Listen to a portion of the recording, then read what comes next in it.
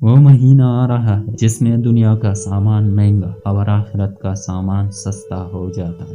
وہ رب ہمیں اس لیے رمضان دیتا ہے کیونکہ وہ چاہتا ہے میرا بندہ میرے اور قریب ہو جائے۔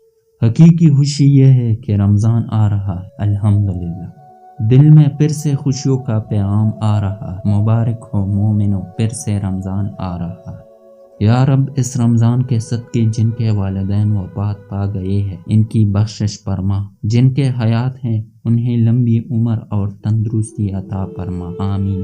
روزے جتنی بھی مشکل ہو پر رمضان کا اہتمام بہت اداس کر دیتا، سحری کی رونق، افطار کی برکت، عبادتوں کا مزہ رمضان ہی کی دولت ہے۔ اللہ پاک ہماری ٹوٹی پھوٹی عبادت کو قبول فرمائے، آمین۔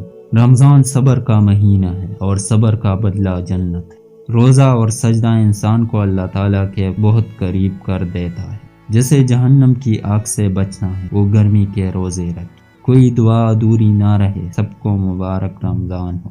رمضان میں ایک ایک سجدہ قیمتی ہے، ہر گناہ کے پیچھے شیطان نہیں ہوتا، یہی بتانے رمضان آتا ہے۔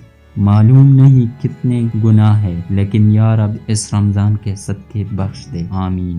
رحمتوں برکتوں والا ماہ رمضان۔ رمضان میں ایک رات 1000 مہینوں سے بہتر ہے۔ یہ ٹھنڈی ہوا نہیں، استقبال ہے اس مہینے کا جس کی آمد سے پہلے دوزخ بھی ٹھنڈی ہو جاتی ہے۔ رمضان میں ہر نیکی کا اجر 70 گنا زیادہ ہو جاتا ہے۔ روزہ ایک بے مثال عبادت ہے جو اللہ کو بہت پسند ہے۔ سحری میں اللہ پاک کی رحمت برستی ہے۔ روزہ عبادت کا دروازہ ہے، روزہ جہنم سے حفاظت کا ذریعہ ہے۔